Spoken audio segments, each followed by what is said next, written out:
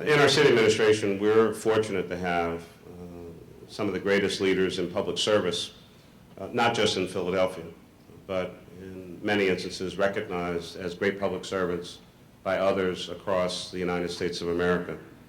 I'm the mayor. I ran for office. It's the highest office in the city. But I would suggest to you that the toughest job in the city government is actually being the chief of staff to the mayor. Someone has to actually try to manage me. And let me assure you that's a pretty tough job. And with that, please recognize our chief of staff and deputy mayor for public safety, Everett Gillison.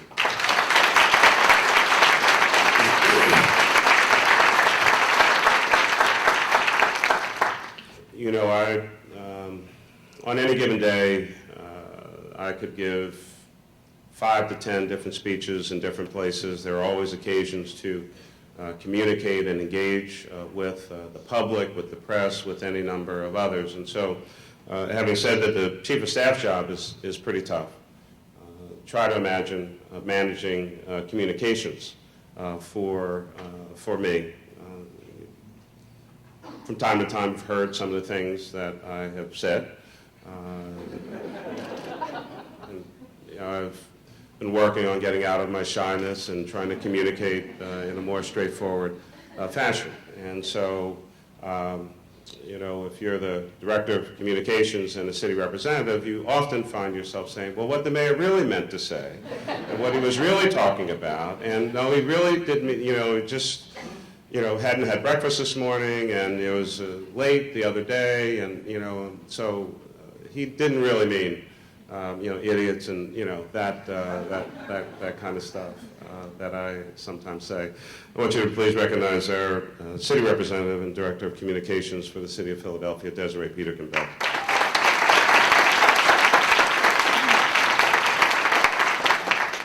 We pride ourselves in an effort to both, you know, as a traditional government, big organization, you have a lot of certainly vertical responsibilities and oversight. But what we've also tried to do in our administration is have horizontal coordination and partnership as well, leadership in the community. And with that in mind, I'd like you to please recognize our Managing Director and Deputy Mayor for Administration and Coordination, Rich Negrin. Rich?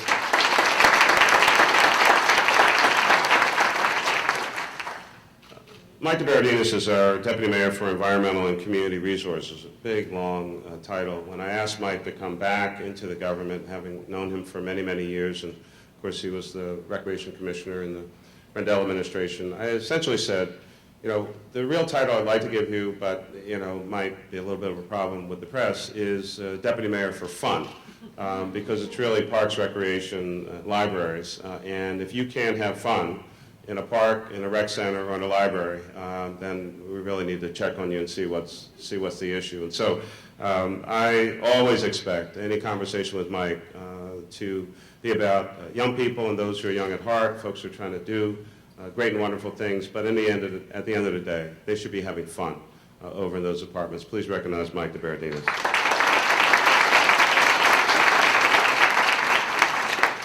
I don't know if she's here because I haven't fully scanned the crowd, but Susan Kresge is our Deputy Mayor for Health and Opportunity, working with a lot of folks in very, very challenging circumstances and overseeing departments and agencies that work in a hands-on fashion. So Susan Kresge and Dr. James Bueller, our Commissioner of the Public Health, Department of Public Health, Dr. Arthur Evans, Commissioner of the Office of Behavioral Health and Intellectual Disability Services, Vanessa Garrett-Harley, who's our Commissioner of the Department of Human Services.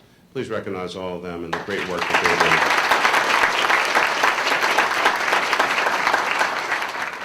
Mike Resnick is here, our Director of Public Safety, again working with Everett Gillison, overseeing all the public safety agencies and organizations across the government.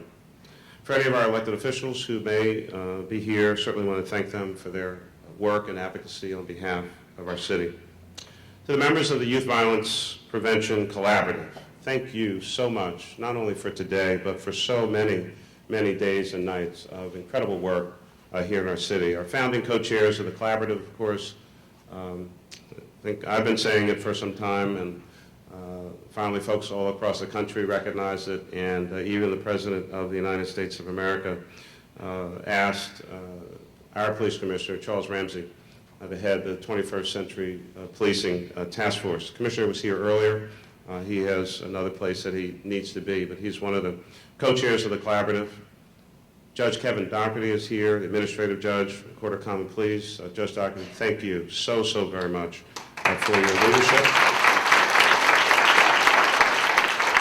And prior to his current position, of course, he was president judge of Family Court, a place where lives are changed and can be transformed, and often tough decisions need to be made as well. And so I think the judge served very well there, and certainly will continue to do so in his current position. And our last co-chair was and is Anne Marie Ambrose, a former commissioner of our Department of Human Services, of course now at a new position at Casey Family Programs.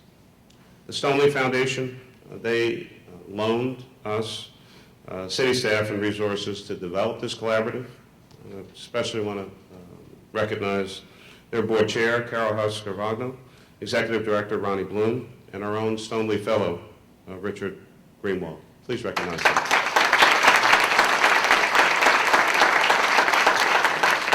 And when this relationship started, I just want to give a special shout out, of course, to Kathy Weiss, who worked with us to get this off the ground. A very good friend, author, writer, arts leader, former SRC member, but just a really great person here in Philadelphia, Lorraine Carey. Lorraine, thank you for your leadership here. Lastly, but nowhere near least, a couple other partners in this collaborative, the United States Department of Justice, the U.S. Attorney's Office for the Eastern District, and Zane Meminger, our U.S. Attorney, and Robert Reed is here with us. I had to ask him, I've known Robert for a long time. I literally had to ask him today, what exactly is your title? As I actually think he works for us, but I mean, I know Zane has to pay him. So, but he's actually the Executive Assistant U.S. Attorney here in our district. The District Attorney's Office and Seth Williams, the School District, and certainly Kelvin Jeremiah, the School District is represented. Karen Lynch is here with us, and Kelvin Jeremiah from PHA. Please recognize them.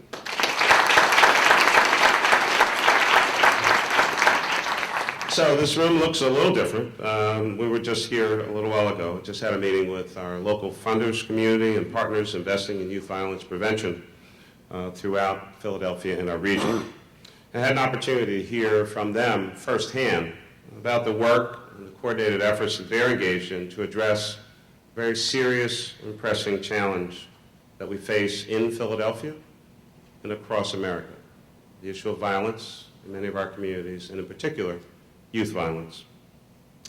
I want to say thank you, first and foremost, for making the commitment to help make Philadelphia a much safer city for every resident, the work that you're doing to help steer young people away from violence and crime, and in the direction of positive and productive opportunities.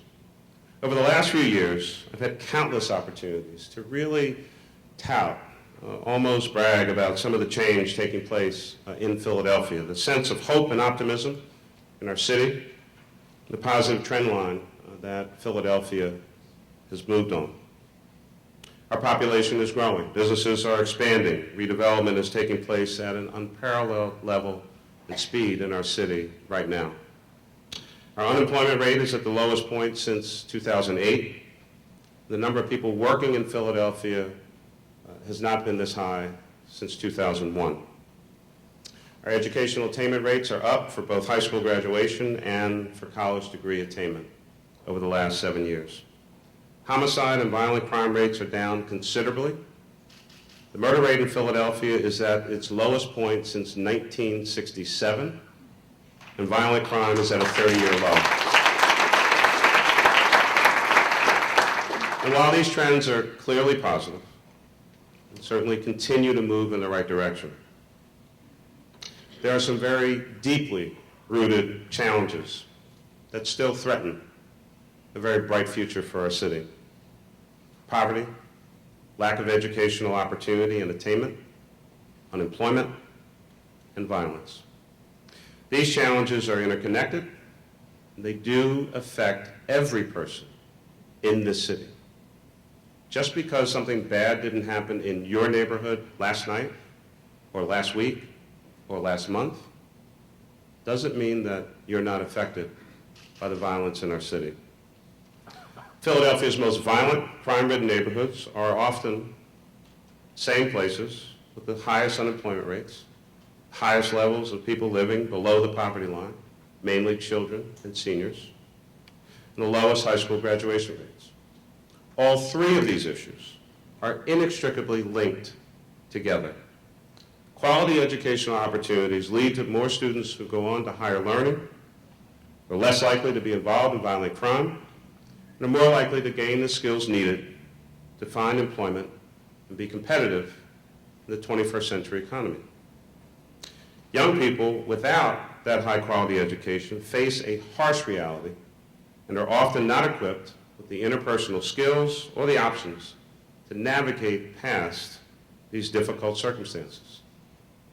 And notwithstanding all the positive trends that I mentioned earlier, if Philadelphia does not address youth violence with collective efforts, then our positive overall progress cannot and will not be sustained.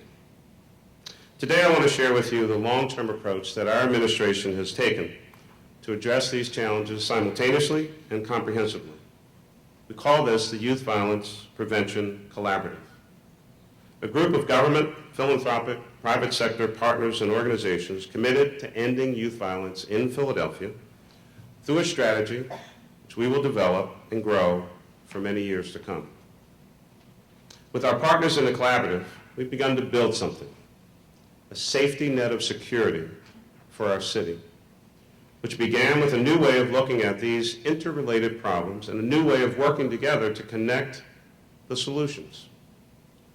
Our net is still a work in progress as we weave together an array of services all across Philadelphia. Last year, 248 Philadelphians were murdered on our streets. 40% of homicide victims were young people, 24 years old or less. So on average, about 100 of the 248 murder victims were young people.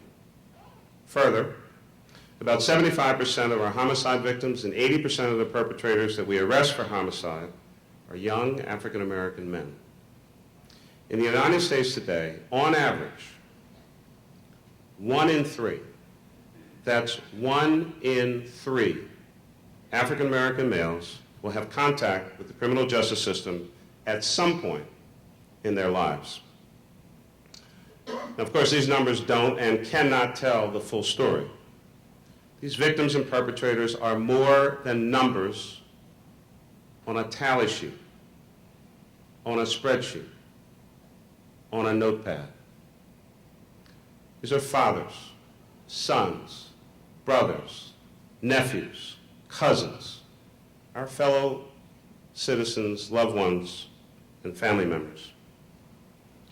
On August 20th, 2014, a 16-year-old was killed by a gunshot wound to the chest fired by a 17-year-old in the Point Breeze section of South Philadelphia.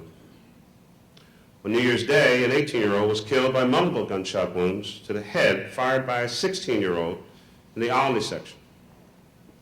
On January 16th of this year, a 14-year-old was killed when he was stabbed in the chest by a 16-year-old at the intersection of 46th and Market in West Philadelphia. Different neighborhoods, different methods, different motives. But the harsh reality is that they all have a few things in common. They were all young, they were all boys, and they were all black. Even though these young men all share similar characteristics, black-on-black violence is not an isolated problem, and it doesn't just affect the black community. It affects every member of our community, throughout our city, and beyond. Violence and death rip out the heart and soul of a community, tears apart our civil society, and lessens the ties that bind us as human beings. There are, of course, other impacts.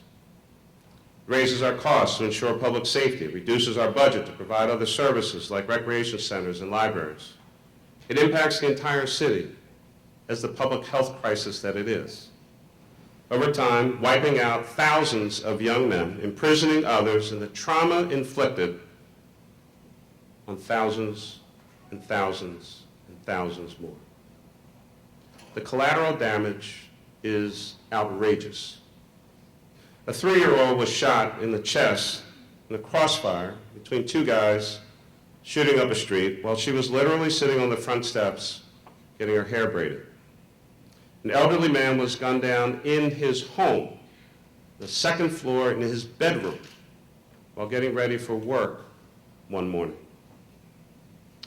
Trauma, of course, is internalized by the victims, the families, the perpetrators' families, the neighbors, and even people walking down the street. You see the crime scene tape blowing in the wind, chalk outlines, and the shell casings in the street.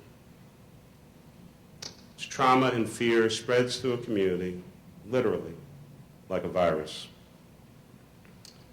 Let me share one other story with you about a young man who was arrested and charged with murder this past December. More than likely witnessed violence and traumatic events himself at an early age. On September 8th, 2014, 17-year-old Nair Murray was found dead from a gunshot wound to the chest in his home at 24th and Huntington Streets, just south of Lehigh Avenue. The apparent motive was an argument. Arrested for the crime was 18-year-old Jason Cassius Broster, who had fled to Georgia. If that last name sounds familiar, it probably should. Jason's father, Cassius Broster, and his uncle, Jerome Mo Broster, were alleged to have instigated a gunfight the morning of February 11, 2004, outside the Pierce Elementary School, a gun battle that resulted in the death of 10-year-old Fahim Thomas Childs. Two other men, Kareem Johnson and Kendall Spady, were convicted of killing Childs in 2006. According to sources, Cassius Broster's girlfriend told police that his car had been sprayed with bullets after he dropped off their son at school. That son would have been Jason Broster, about 8 years old at the time. Then Police Commissioner Sylvester Johnson had called the Broster brothers, quote, the worst people in the city as far as violence is concerned. In 2012, the federal government finally caught up with them, along with brothers Elliot and Larkeem, and indicted all of them on drug charges. Now, we might not know completely all the details of Cassius Broster's son, and whether he was, in fact, the young man dropped off for school that day.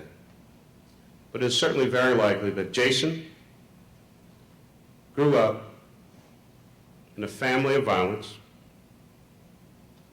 and now, last year, found himself to be the perpetrator of violence, now involved in an endless, seemingly endless, senseless, intergenerational, almost never-ending geographic pattern of violence.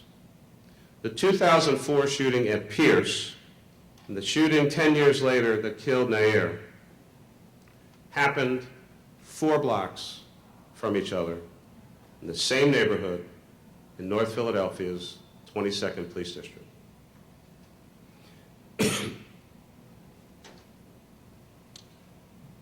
One personal story. 40 years ago, many of you have probably heard my address too many times. But you know, I grew up on Larchwood Avenue, 5519 Larchwood. My best friend was a young guy named Edwin Devon. He lived at 5533. One day after school, and we went to different high schools.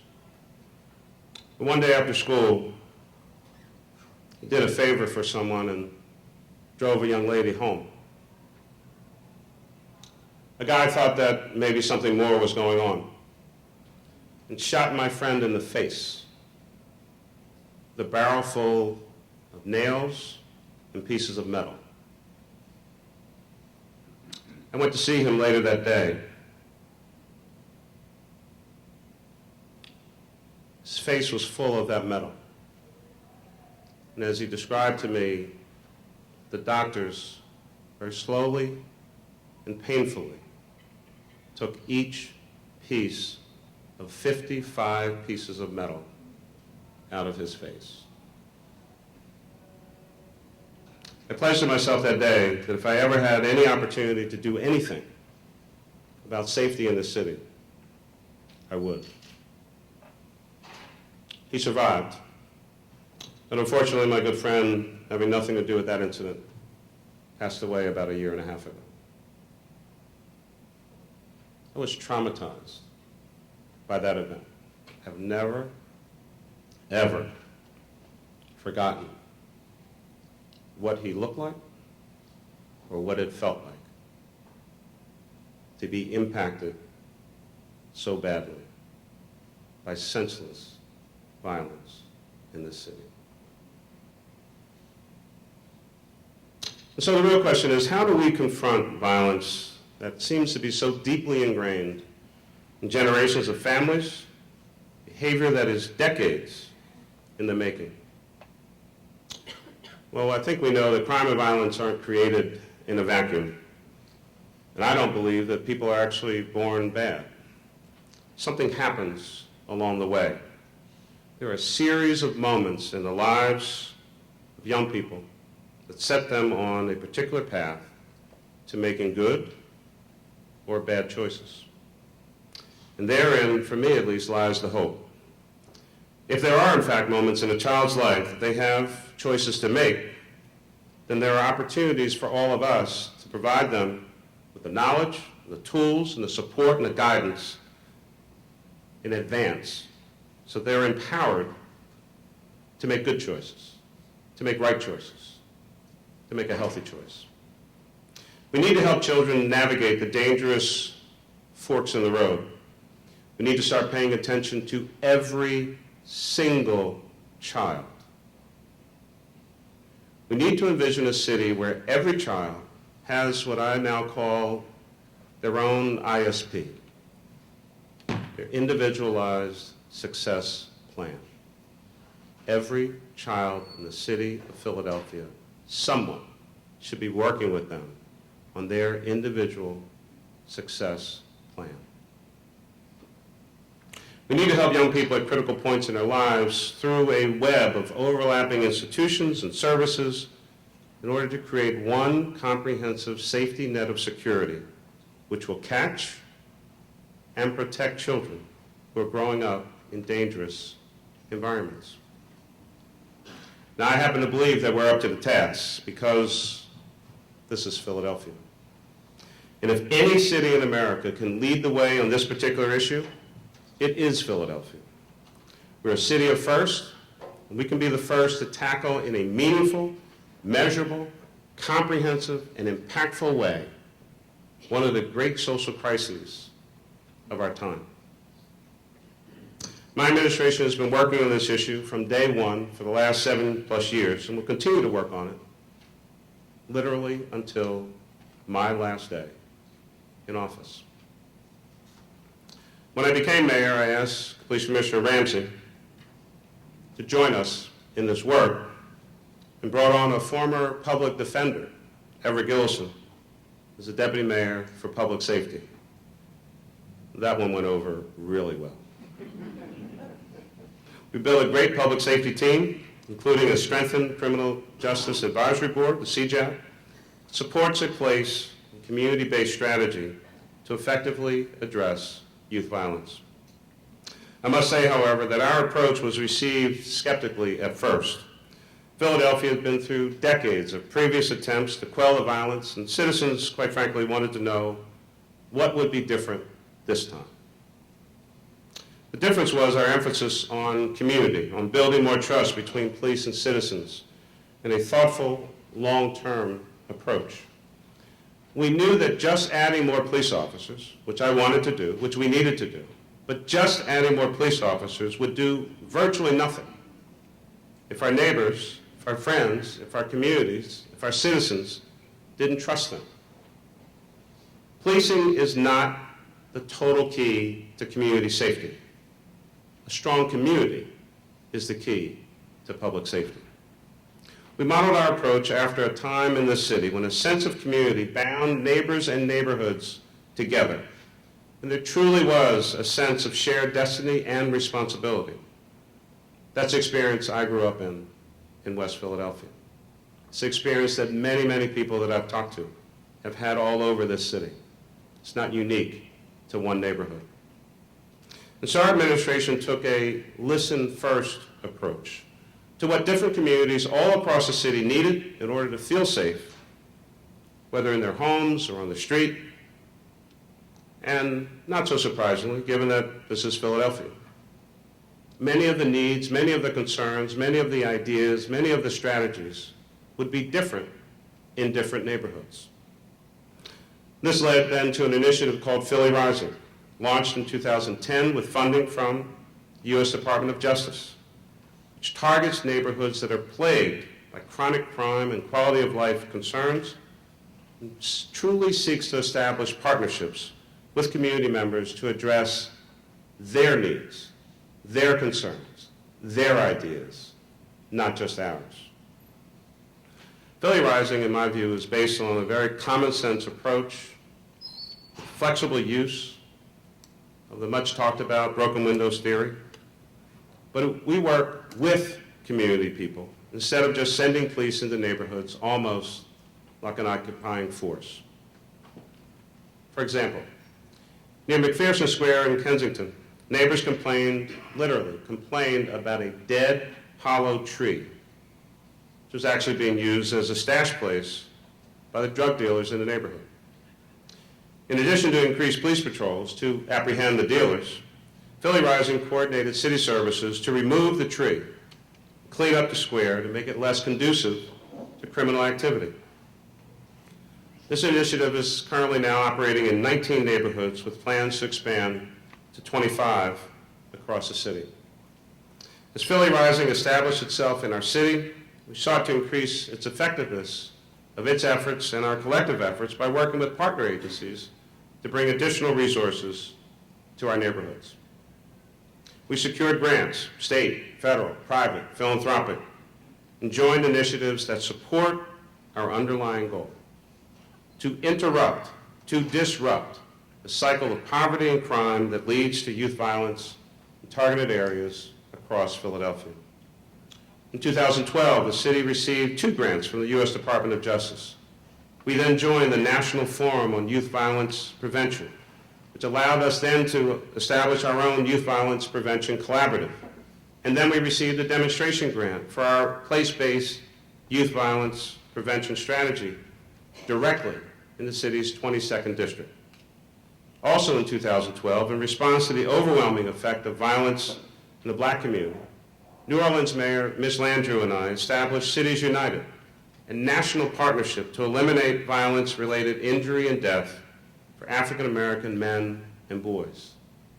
Today, 62 mayors across the United States of America, Black, white, Latino, Republican, Democrat, Independent, doesn't matter, are actively engaged in this work with tremendous support from Casey Family Programs and Dr. William Bell. In 2013, the Mantua neighborhood in West Philadelphia was designated by President Obama as one of the nation's first federal promise zones, an initiative designed to increase the opportunities associated with partnering organizations in neighborhoods to address the deep and persistent poverty in specific areas across America. Also in 2013, the city received a Federal Choice Neighborhood Grant from HUD to develop a comprehensive neighborhood revitalization plan for North Central Philadelphia, aimed at 3 core goals: affordable housing, opportunities for individuals and families, stabilizing neighborhoods. These 3 goals perfectly mirrored issues already identified in Philadelphia as key challenges in our own violence prevention strategy. We started to have a synergy, a partnership, all of these things layered one on top of the other, stretching out not only vertically but horizontally as well. And then in 2014, President Obama launched and Philadelphia joined the My Brother's Keepers initiative, which parallels, of course, our work at Cities United to improve opportunities for men and boys of color. With MBK, the very highest levels of our government have publicly recognized the impact of losing so many African American, Latino, and other men and boys of color across our nation and our city, and that work continues to progress today. Just last November, Philadelphia hosted a local action summit for the My Brother's Keeper initiative. Secretary Fox was here, Secretary of Transportation, and this April, we will host the national convening for Cities United in Philadelphia. Our administration pursued each of these initiatives or grants because they supported and reinforced our own new comprehensive strategy being developed through the Youth Violence Prevention Collaborative. All of this work is interrelated. All of it is on purpose. All of it is designed to work together. It's a strategy. Created in partnership with the Stoneleaf Foundation and more than 100 local organizations, the mission of the collaborative is to prevent youth violence in our city by creating a safe environment that supports the development of healthy, productive citizens through a long-term, citywide, multidisciplinary approach, focusing on young people ages 14 to 24. And since everything needs to begin somewhere, we chose to focus the work of our effort in the collaborative in the section of the city where it was needed the most, 22nd Police District in North Philadelphia, which encompasses the neighborhoods of Strawberry Mansion, Brewery Town, Sharswood, North Central, and parts of Allegheny West. The 22nd Police District is an area that has been plagued by violence and related issues for more than 40 years. Its neighborhoods have some of the highest shooting and homicide rates, the highest poverty and unemployment rates, and the lowest graduation rates in the city. In 2014, 117 people were shot in the 22nd District, and more than half of those victims, 62 of them, were young people. Tragically, 29 were victims of homicide, and 8 were 24 years old or younger, and 8 of those homicide victims. This district has the highest incidence of shooting victims in the city. So we decided to take on the toughest challenge with all of these efforts. 42% of the residents in the 22nd District live at or below the federal poverty line, the highest rate of concentrated poverty in our city. 38% of the young people, 16 to 24 years old, in the district are unemployed. Strawberry Mansion High School is the only public high school in the 22nd District. And for the 2013-14 school year, Strawberry Mansion's on-time high school graduation rate was 36%, the lowest in our city. 22nd also has the greatest number of families living in Philadelphia Housing Authority residences of any police district and accounts for 35% of the homicides across all of the PHA sites. But,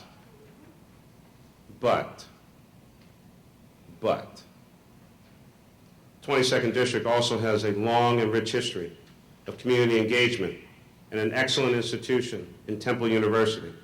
So we work with these strong partners to earn the confidence and respect of our residents to create long-lasting and positive change.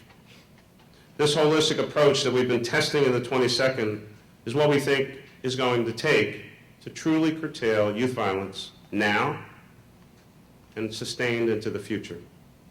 It has meant addressing the contributing factors, education, lack of opportunity, and unemployment. But it has also meant treating the entire community for the damage done by violence through trauma-informed care. Let me give a few examples of the work that we've been doing in these areas with our partner organizations and the encouraging results that we're already seeing.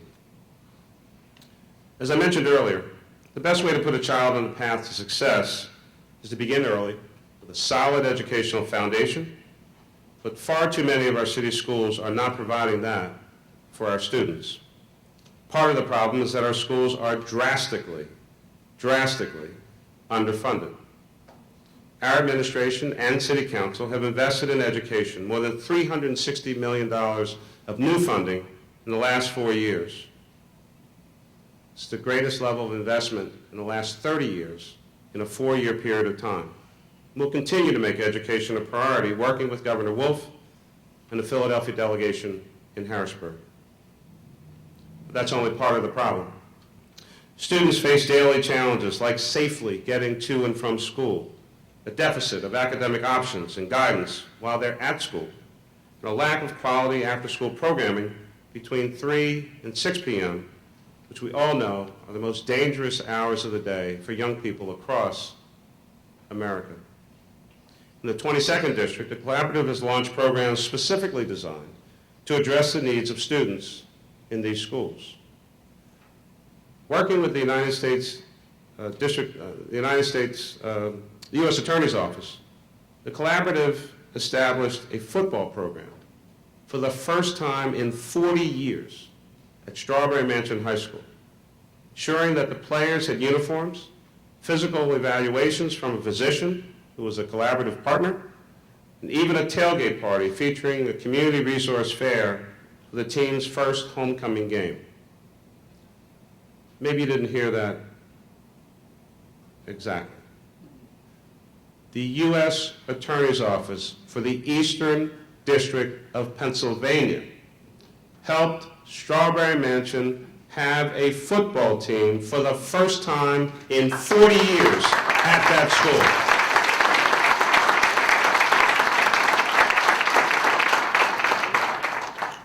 The city then received a $200,000 grant through the Justice Department's program to expand initiatives called the Positive Behavioral Interventions and Supports, better known as PBIS, in 4 schools in the 22nd District. PBIS provides curriculum for teachers to talk about violence and conflict resolution with students in conjunction with their academics. The Gennardi Family Foundation recently invested $25,000 in the Each Park Revitalization Alliance to support its work, providing after-school and summer programming at the city's Mander Recreation Center, teaching gardening and horticulture at the Green Resource Center, and instruction at the culinary school at Strawberry Mansion High School. The donation from the Gennardi Family Foundation will help immensely the East Park Revitalization Alliance, a small grassroots organization with its immediate administrative costs, and provide the opportunity to secure more public and private financing and funding. These investments, while relatively small, these are targeted efforts that can and will make a huge difference in these neighborhoods. I strongly believe that education is, in fact, that safety net through which we can increase opportunities for children to make the right choices. Education is the greatest economic investment we will ever make of any public dollar. The Youth Violence Prevention Collaborative focuses on young people, as I mentioned, ages 14 to 24. And we recognize, of course, that there are some great differences between a teenager in search of a summer or part-time job and a young adult, perhaps coming out of the corrections system with little or no work experience and possibly limited education. As such, the Collaborative has prioritized helping those young adults get into and stay in the labor force. As I mentioned earlier, the unemployment rate for young people in the 22nd is nearly 40%. Through the Collaborative and other city agencies, we've launched numerous programs to address the gap between a young person's current skills and the prerequisites necessary for entry into the workforce. Last summer, the city invested more than $7 million to create summer job experiences for young people across Philadelphia. It's the largest amount the city has ever invested in summer employment in recent history.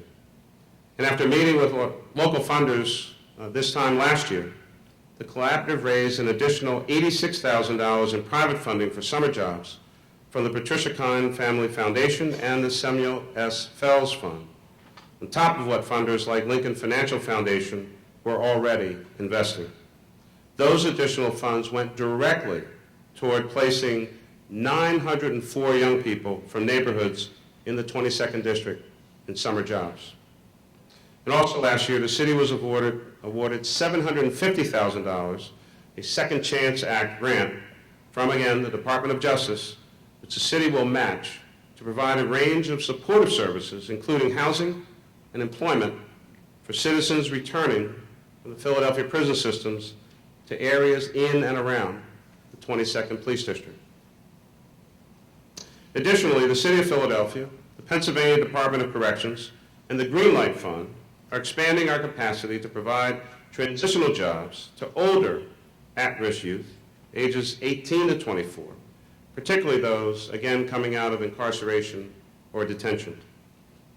Through a one-year investment of almost $1 million, the city will be funding a program operated by the Center for Employment Opportunities, also known as CEO, in Philadelphia, not to be confused with our own CEO.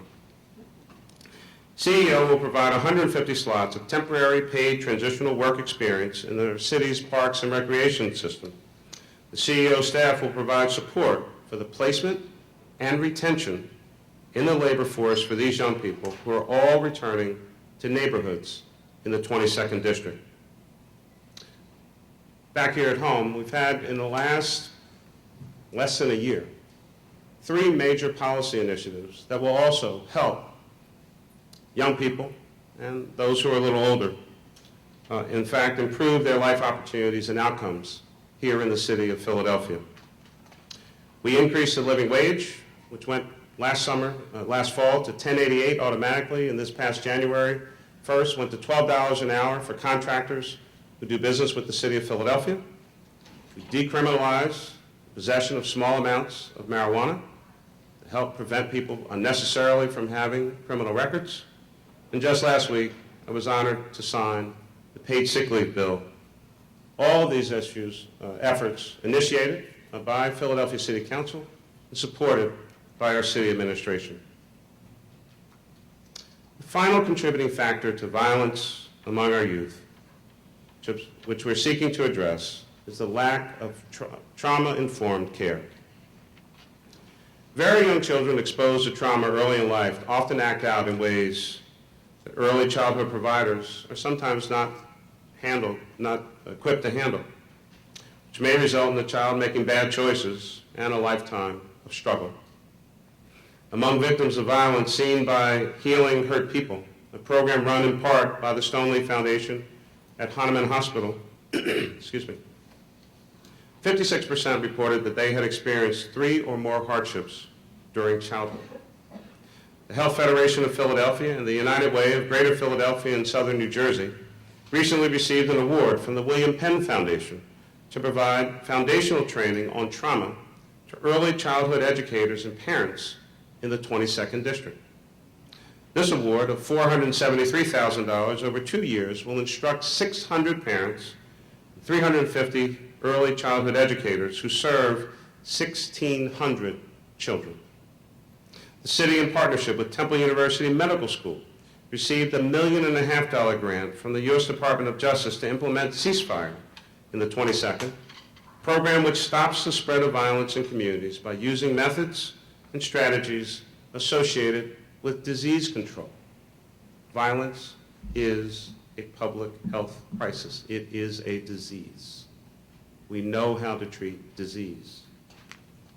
Ceasefire is now partnering with Healing Hurt People to provide hospital-based, trauma-informed interventions for patients at Temple University Hospital. Philadelphia's Youth Violence Prevention Collaborative is developing a new way of addressing and responding to youth violence in our city. There's a lot more work to do, and I've laid out much of our work and told you about some of the incredible partners and stakeholders that we have the opportunity to work with. The reality is that it's no longer about policing, arrest, or prison.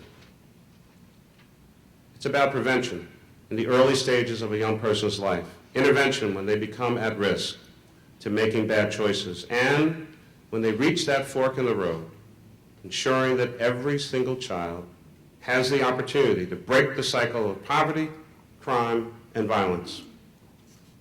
We've taken a targeted, place-based approach to focus on neighborhoods with the greatest needs. And so going forward, part of the Collaborative's mission is to develop that long-term citywide strategy that will be woven into the fabric of our government. Every department and agency has a role to play in this work. Now, you know, as mayor, I certainly did not invent picking up trash, plowing snow, filling potholes, or having police officers or firefighters respond to 911 calls. These operations happened before me, and they'll happen after me, because that's just what the government does, provide service in a variety of ways.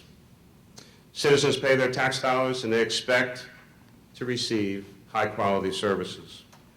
And since the crisis of violence is a true public health epidemic, there's no reason why we cannot make permanent our public service response to violence, especially youth violence, in the same way. But it is to you, and certainly to me, but to you, it's you who have to ensure that this work continues inside and outside of government. As institutional leaders with broad influence across our city, you have the ability to inform and shape public policy. You know what year it is, and you know where we are. And I will go. But the work, the effort, and the impact must continue. And whoever comes next must understand how critically important, how critically vital, how impactful this work is, and it must continue. So I'm asking you, the members of the Youth Violence Prevention Collaborative, and those of you who are with us today, maybe for the first time, or maybe just not yet partners, to demonstrate your belief in the Collaborative's work through your actions and your resources. I'm asking you to make a commitment to the lives and the life outcomes of young people here in Philadelphia. Now, everyone can do something. You can volunteer your time or your services. You can align the mission of your organization with the goal of ending youth violence. Or they can fund others who are doing the work through grant making and investments. But let me be very clear, with no disrespect. This work is probably unlike other work that you may be doing in other areas. This is not a 3-year grant and you move on. This is not building houses. This is not revitalizing buildings. This is not cleaning lots. This is transforming people's lives. This is a 10-year effort and more. So at least invest in half of what's necessary to get that young person to 20 years old. Because there are many young people walking the streets of this city today who actually don't believe that they'll even make it to 20 or 21. Invest for the long term. Because if you don't, if you're only in for the short term, it actually won't make a difference. Do something else. But if you're in this, be in it. Be in it for the long term. Change lives in a generation of 10 or 20 or 30 years of focused, targeted, hard work, investment that actually changes people's lives forever. It won't happen in the short term. Life is a marathon. Be with us for the entire journey, and you will change people's lives. You will change their outlook. You will transform this entire city to a very different place. That's my request. That's my plea. I beg of you, get involved in this work, because if you do this work, it will actually improve all the other work that you're doing. This is where it is, right here, right now. We're at the most critical stage of investment and collaboration and partnership. What we're doing is actually working. It's actually working. You know, it's true in city planning. It's actually also true in violence prevention and youth safety. A great leader in Chicago once said, "Make no little plans. They have no magic to stir men's blood and probably themselves will not be realized. Make big plans, aim high in hope and work, remembering that a noble, logical diagram once recorded will never die, but long after we are gone will be a living thing, asserting itself with ever-growing insistency. Remember that our sons and grandsons are going to do things that would stagger us. Let your watchword be order and your beacon beauty. Think big." Daniel Burnham. This really is the time. This is the most critical point of our moving boldly, aggressively, and proudly forward. Well, the real possibility exists that we could gradually, slowly, painfully, one death at a time, slide backward and watch our children die. Well, I refuse to let that happen. Make this work your work. Make this work our city's work. Make this work your foundation's work. Make this work our collective work, to save lives, to build futures, to set our city free from violence, free from bloodshed, free from trauma, free from oppression, free from fear, free to walk down the street, free to go to the supermarket, free to know what our founding fathers said and what they really meant 239 years ago, right here in this city. We hold these truths to be self-evident, that all men are created equal.